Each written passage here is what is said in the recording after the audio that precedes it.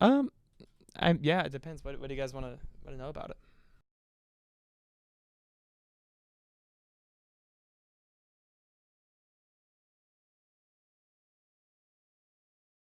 Sure. So Notre Dame is Burning came from uh it came from the library at Alexandria burning down. I'm just kidding. It came from the actual building, Notre Dame burning. The day that happened, I pulled over because it was on NPR, and I listened to NPR, and so I pulled over because I needed to listen to it, and I couldn't really pinpoint why exactly it was having such an effect on me. I think it was because it was such a staple of a country that I love that it had, you know, really deeply worried me and like troubled me,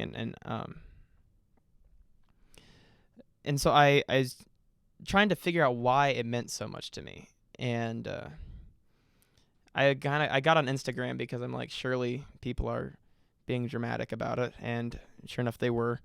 People were posting pictures of like them in front of it and being like, what a tragedy, lost to the fires of time or whatever. And you're like, you don't even really care. You're just there and you're looking for a way to profit off of this. And I was really bothered by that, so I didn't really post anything about it except a link to like a news article. But I sat down to write it about a week later, because I was really into this album. I think the band is called Venice is Sinking, and I was like, that's a cool way to phrase that, because it's not even a question. It's like, this is happening. And so I was comparing that Notre Dame burning and it losing not its whole self, but part of what made it Notre Dame. I was comparing that to losing a big part of my life. Oh, that voice crack. My life. I was losing a big part of my life. I